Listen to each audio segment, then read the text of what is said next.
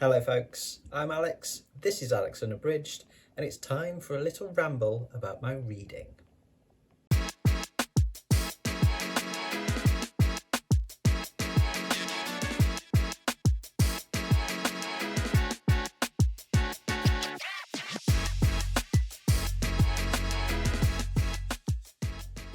So welcome back to the channel if that is the case.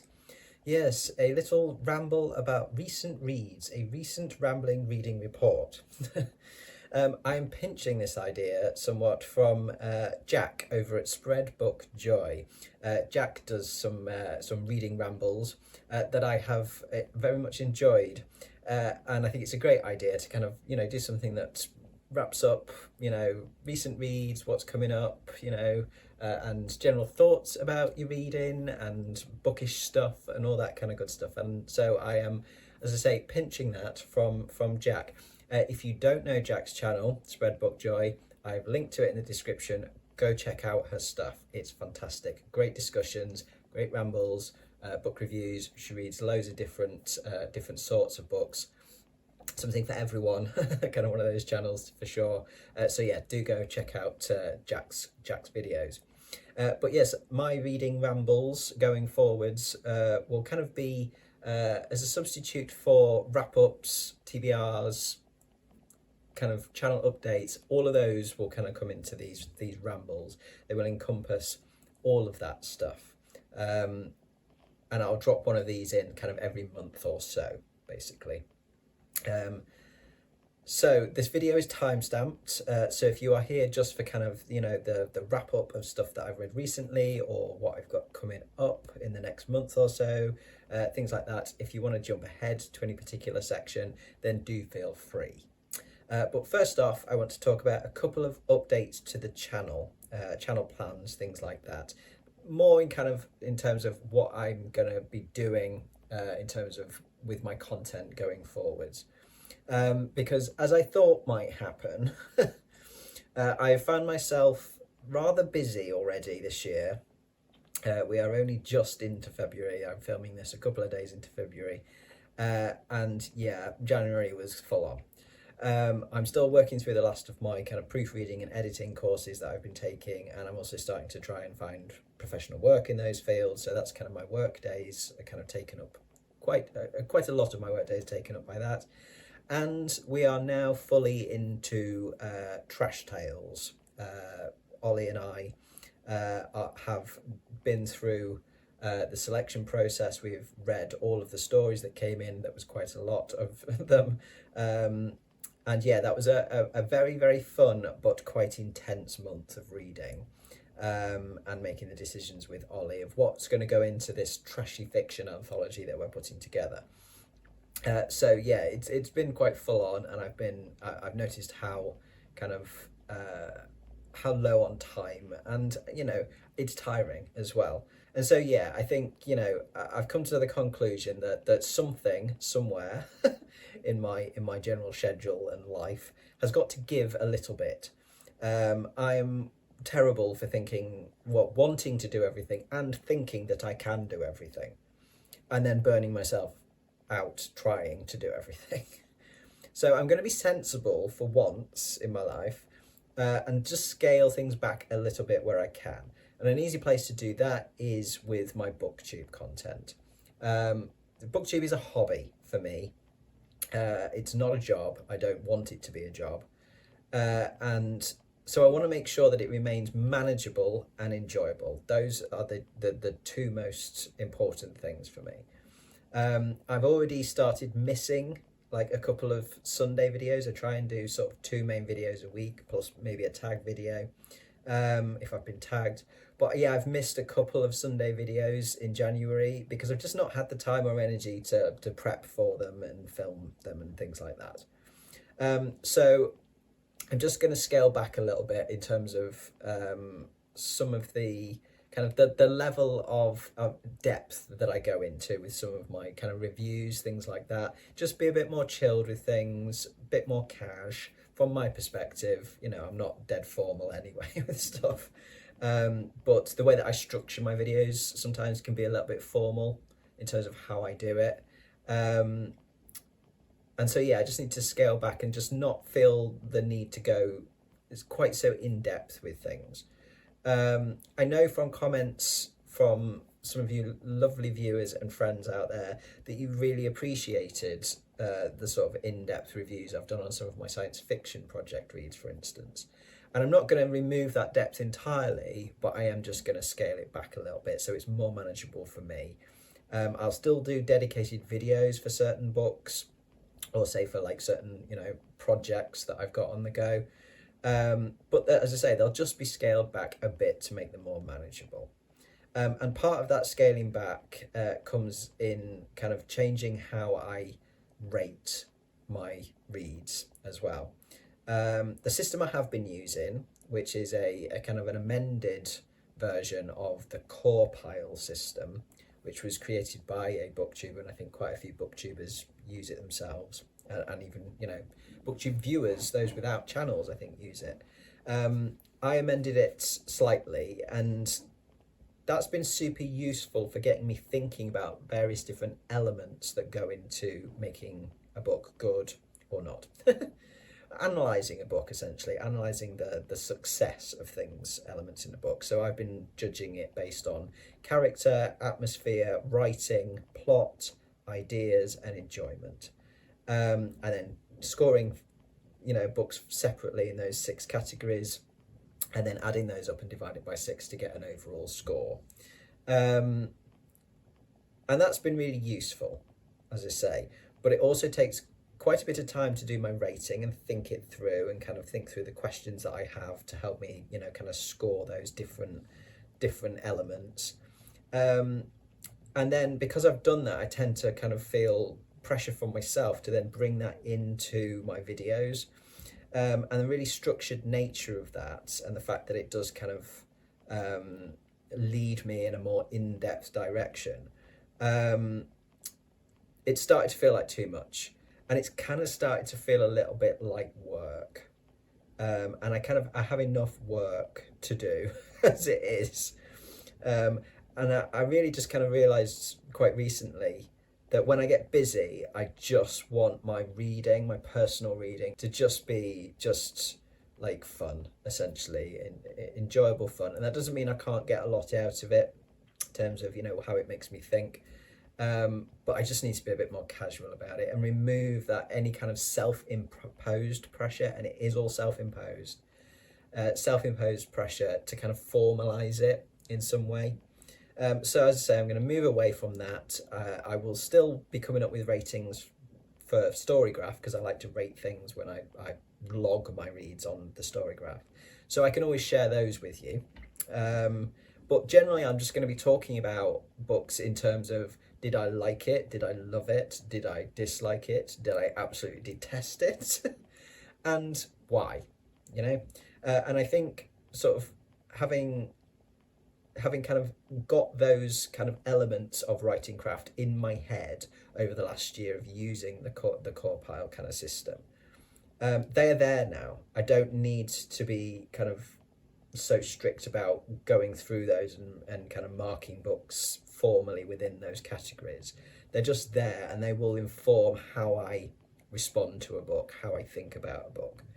I don't need to make them a formal part of my reading and rating and reviewing kind of habits.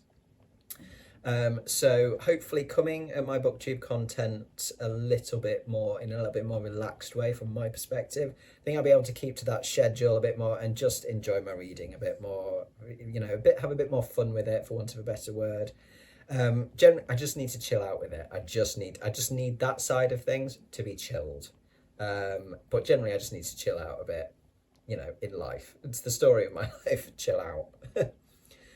Okay then, so with that said and done, let's move on to the wrap up of things I've got through recently. So this is going back to kind of the end of December, really, because there's a couple of things that I haven't mentioned on the channel that I read at the back end of last year. Some of this stuff will pop up again in dedicated videos, in the future and stuff. So I will keep this relatively brief.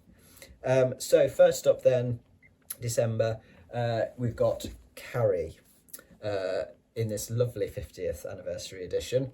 This was a reread for me. after 25 years. This is the first book in my Stephen King project, which is to read Stephen King's novels in publication order. And of course, this is his first. Yeah, I really enjoyed this. This is just as good as I remember it being. I think I probably got different things out of it this time than when I read it 25 years ago. But it's still a fantastic book, and it's got, you know, all of the things that I love about King's writing. They are there, but they're just, you know, kind of in their infancy, if you like. You can see his, you know, his strengths already evident in this, and it's an impressive first novel, that's for sure. But yeah, it's still a fantastic read. Really enjoyed it. Really enjoyed the introduction by Margaret Atwood as well, and it was nice to read it in this lovely edition. So yeah, that was the first one. I will talk about this a bit more when I do a kind of a wrap up of the first 3 King novels in this project, probably in March, I should think. Then the second book is The Doors of Eden by Adrian Tchaikovsky. Tchaikovsky has fast become my favourite author, and I'm trying to get through his back catalogue, sort of trying to do sort of one a month where I can fit it in. And so The Doors of Eden was one that I picked for December. This is one of his science fiction novels. This one was probably my least favourite of his books so far. That's not to say I didn't enjoy it. I really did enjoy it. It's a very fun novel. It's kind of all over the place. It kind of goes to lots of different directions at times. It's bonkers, but it was very enjoyable. I think the characters didn't quite hook me as much as they usually do in his stuff, or at least so far of what I've read of his stuff. A little overwritten perhaps in parts. Certainly there was a few bits where I kind of was just a bit like, come on, that's enough of this now, let's move on. But it didn't spoil it by any stretch of the imagination. There is some absolutely fantastic stuff in here, playing with evolution, ideas, you know, theories of evolution, convergent evolution, and great speculative kind of what if questions, looking back at kind of, you know, prehistory, millions of years ago. What if certain species weren't wiped out in, you know, kind of extinction events? Or, you know, what if certain species had the opportunity to evolve in a different way, in a much more advanced way, become sentient and, you know, advanced in terms of intelligence, and, you know, how different the Earth might be. Lots and lots of stuff in that. That's a key kind of principle of it. And those bits were brilliant. And that's the stuff I think he does brilliantly anyways. Anything to do with evolution, zoology, that kind of thing. He's usually, from my experience with his stuff in the past, that's where he really nails it. So yeah, definitely worth a read for sure, but definitely my least favourite of his so far. Okay, into 2025 then. I managed to read 5 books so far this year, which is a little less than I usually would in a month. And I'm already behind on my project reading.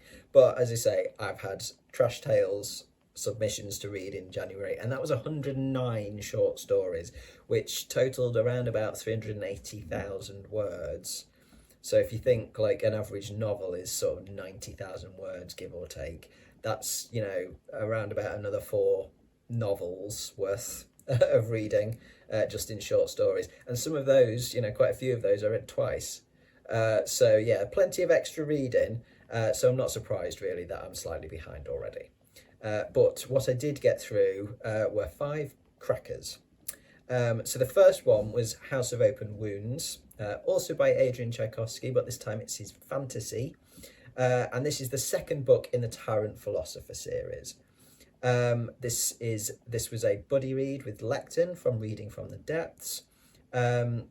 We were reading the whole trilogy together. It's a trilogy at the moment. It might possibly become a series in the future. Who knows? I hope so. Yeah, City of Last Chances was a 5-star read. Absolutely phenomenal book. I think I might like this even more. It's very different, whereas City of Last Chances was set in a city and confined to a city. Lots of the different viewpoints from different characters, sort of looking at kind of a brewing rebellion in the city against the authoritarian, oppressive force there that's got the city under its thumb.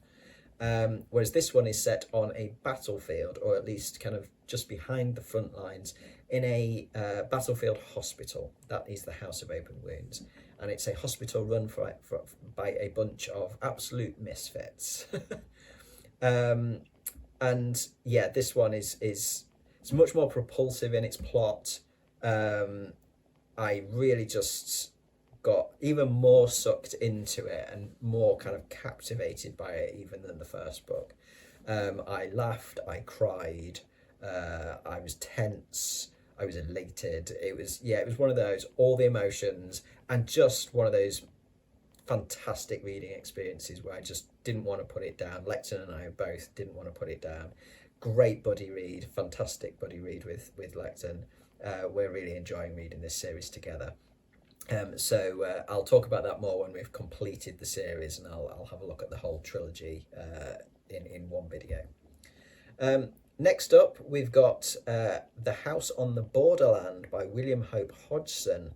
This was the first read for me for my 20th century British and American horror project. And this is turn of the 20th century. Hope Hodgson was apparently quite an influence on Lovecraft, and it shows in this. This is very cosmic in places. Certainly as it moves through, it gets more and more cosmic horror. But there's elements of kind of gothic in there as well. There's some of the stuff set in the house, this old house on the borderland. There's kind of a gothic feel to it as well, and certainly in terms of the writing style. I really enjoyed Hope Hodgson's voice as a writer in this. I will talk about this a bit more in the future when I do a kind of a project video on that and the other book that I read in January for this, which I'll get to in a minute. But yeah, really well worth a read, that one. This is available on Project Gutenberg as an ebook because it's public domain now. And so I had it as that, but I also wanted to do a bit of a combo read of it as an audiobook as well, because my eyes were quite tired after reading a lot of the other reading I was doing in the month. And I found one on one of the the paid audiobook platforms essentially, and the narration for it was absolutely horrendous. How they had the nerve to put that on as a paid service, I'll never know. So I ended up going and searching around on YouTube, and found a channel called Horror and they'd got a full unabridged reading of it on their channel, and that was great. I really enjoyed that, so it was great to be able to access that on YouTube. I will link to Horror in the description. They've got some great stuff on there in terms of audiobooks, readings of public domain stuff in the kind of weird and horror genres. So Lovecraft, Poe, M.R. James, Algernon Blackwood, usual suspects, and some stuff that you might not have heard of as well. There's plenty on there, so do check them out. But yeah, very much enjoyed House on the Borderland, and I will definitely be looking at some more William Hope Hodgson. Okay, next up then, we've got Stephen King book 2, which is Salem's Lot. This was another reread for me. I've lost track of the amount of times that I've read it. We're definitely up towards 10 plus, I think. Yeah, this is brilliant. I love this book. Stephen King does vampires, small town America and vampires. Yeah, it's kind of a comfort read for me in a weird way because I know it so well, but it still creeps me the hell out, and reading it in January with like dark nights and all curled up on the sofa was a great way to do it. And it did freak me out, or at least I freaked myself out with it. There is a scene in it quite early on where two characters are in one of the characters' houses, sat in the kitchen discussing some of the weird stuff that's going on, trying to figure out what's going on. They know something's really not right. One of them's had a bit of an experience.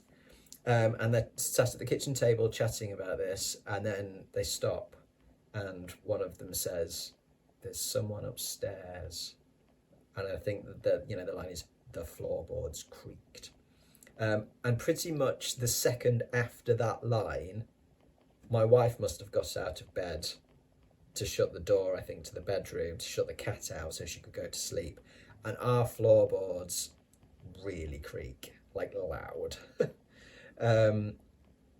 And the timing of that was just absolutely, it couldn't have been better / worse. Because at that point I went, okay, I think I need to stop this now. This is like, an audiobook, I'm properly involved in it. And yeah, so I had to put it down because it freaked me out a little bit, and I had to text a mate, can I go? And I've just got freaked out listening to Salem's Lot. But I love that. That's the best thing about horror. And the fact that Salem's Lot can still do that to me 10 plus times, later of reading it. Yeah, fantastic book. Love it. Staying with the horror then, and something also very creepy, is The Ceremonies by T.E.D. Klein. The other book for my UK horror project. This one is obviously the American pick. Yeah, this was great. I really liked this. Thank you very much to Troy. Troy, if you're watching, fantastic recommendation.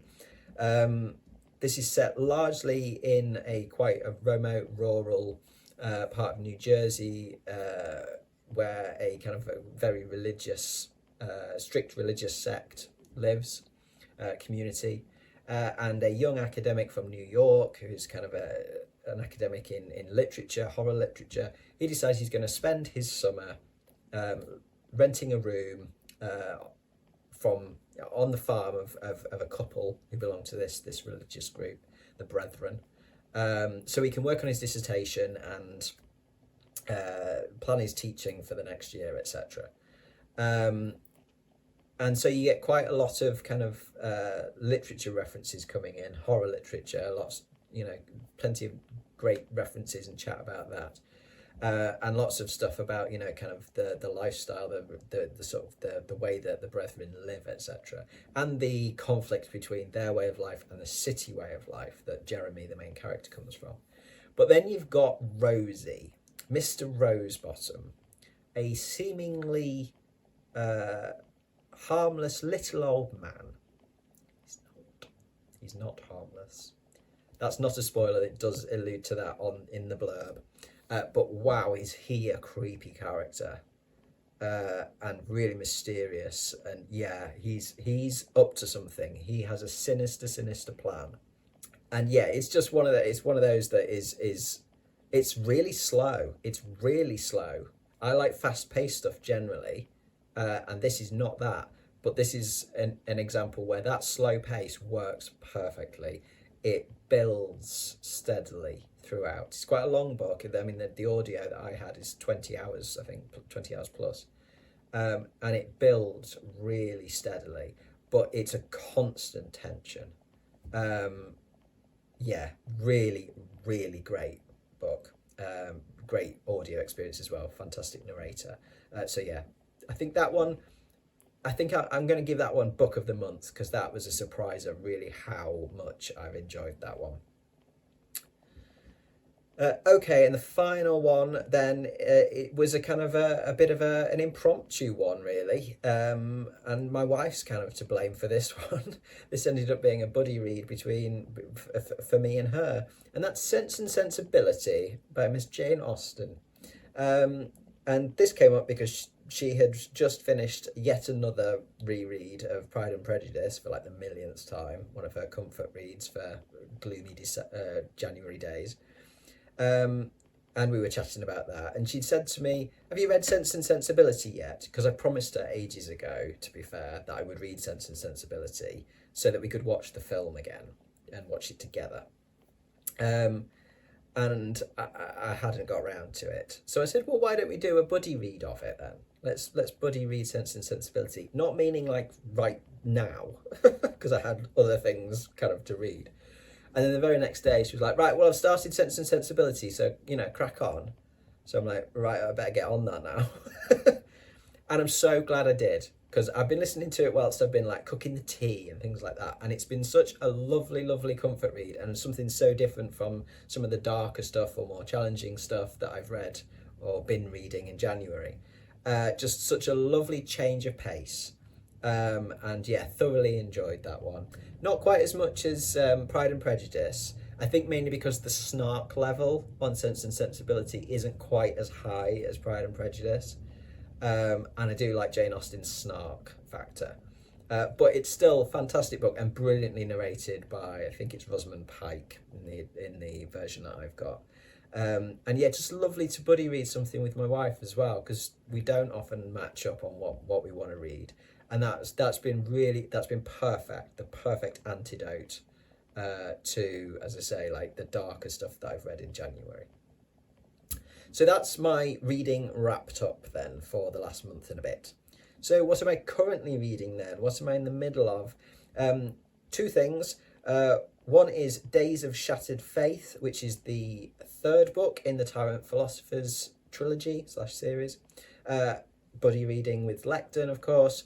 I'm about halfway through that as I film this video. Still fantastic. This trilogy is shaping up to be brilliant. I will do a full video of the trilogy when I've finished all three. But yeah, so far very different again from the other two, but brilliant.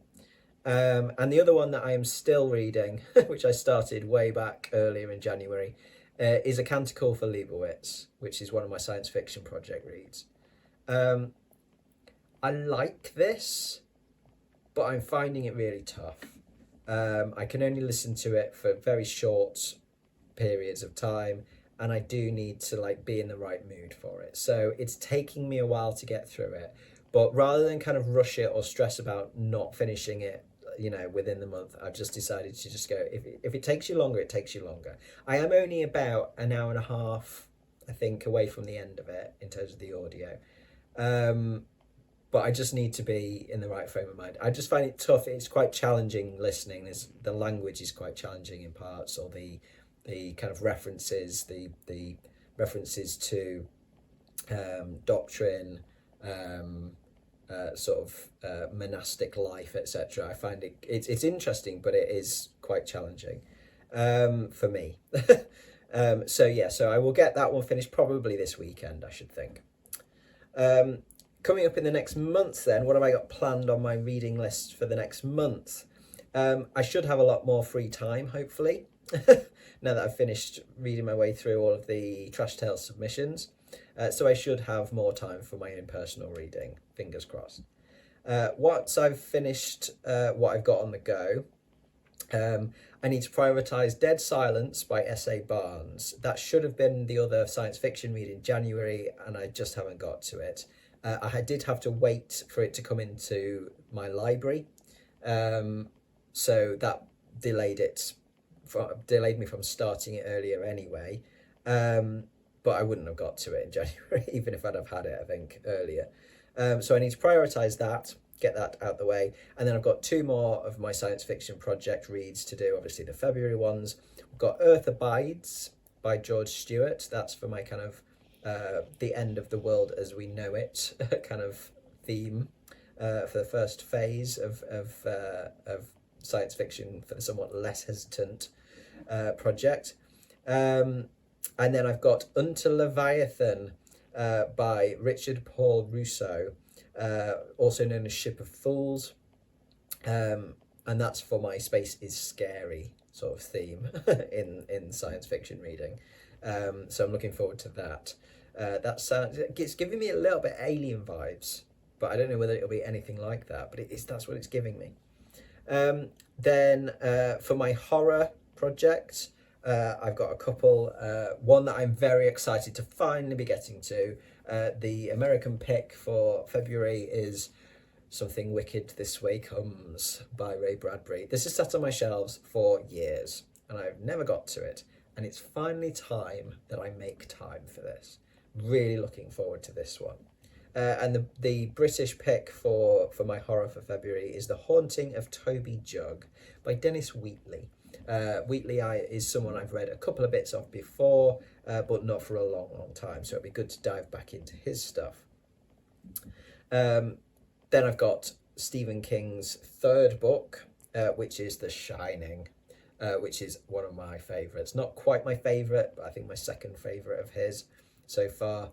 It's the one that got me into King, the one that I read when I was sort of 16-ish, something like that, and that I fell in love with. So I'm super excited to have a reread of that. That'll be an audiobook, and that'll be my comfort read for February, I think, just because, again, I know it so well, and I can throw that on and, you know, make models or make tea or do whatever, and that'll just be a nice, easy one to listen to, and probably will freak me out again. Then we've got two events, that I want to try and participate in a little bit. We've got Garb August 3.5, The Wasted Weekend, which is next weekend as this video releases. It's the 15th, 16th of February. So for this, I will pick probably one of the shorter Warhammer 40k books that I've got in my Audible library that I need to get read. That will go into my Read What You Own challenge as well. And then I'll probably look at just finding some short stories in some pulpy magazines. I have had real fun like reading some sort of pulpy short stories from like Weird Tales and, you know, old science fiction pulp magazines for the full fat Garb August last August. And so it'd be nice to kind of dip back into those, and they're very easy and quick to read. And then I'll probably watch a trashy film as well. I've got a few candidates that I might have a little bit of fun with. The other event is Fantasy in February, which is being run by Gareth over at Book Songs and Other Magic. This is a really nice tribute to Scott from the Bookish Bryants, who we sadly lost last year. So I mean, I would like to get to a bit more fantasy. I've obviously got Days of Shattered Faith, by Adrian Tchaikovsky. That will count in the fantasy, but I would quite like to get to another one, and one that I've kind of got earmarked is The Book That Wouldn't Burn, the author of which I've just forgotten, but I'll put it up on the screen. And yeah, reading some Tchaikovsky fantasy has made me interested in trying a bit more fantasy. Fantasy is a genre that I've not had much luck with in the past, and kind of went, I don't think I really like that. And actually, now I've found something that I do really like with the Tyrant Philosophers series. I think, well, there must be other things out there then. So this one is a recommendation from Lecton. So I will give this one a try. This is the first, as I say, this is the first in the library trilogy. And so, yeah, if I get a chance, I would like to try and fit that in. Other than that, I would like to try and get one of my science non-fiction books in February. I've got Eight-Legged Wonders. The book's downstairs, forgot to bring it up. Spiders. I think probably a fair few of you will be glad that I'm not flashing a big hairy spider picture on the cover around. But yeah, a spider book, basically. It's one that Troy got me for Christmas last year, so I do really want to get to that one. And that would be a nice change of pace, you know, change of reading style, etc. from all the fiction that I've got. And then possibly right at the end of the month, probably more likely in March though, Adrian Tchaikovsky has got a new book out on the 27th of February called Shroud, and I really like the look of that. More science fiction, but it looks like it's edging slightly into the horror. I'm not sure. It sounds quite ominous, quite creepy. So I definitely want to get to that soon after release date, but it may well trip into March. But I think that's, you know, there's plenty there to keep me occupied, and we'll just see how much I can get through. And I think that's plenty from me today as well. I think I've rambled on long enough, but that's what these videos are for. They are going to be rambly, they are going to be long. But thank you very much for watching, folks. As always, especially if you're still here at the end of this, do drop your thoughts in the comments below. It is always lovely to hear from you. It's my favourite part of releasing videos is hearing from you in the comments. But from me, for now, that's ta-ra.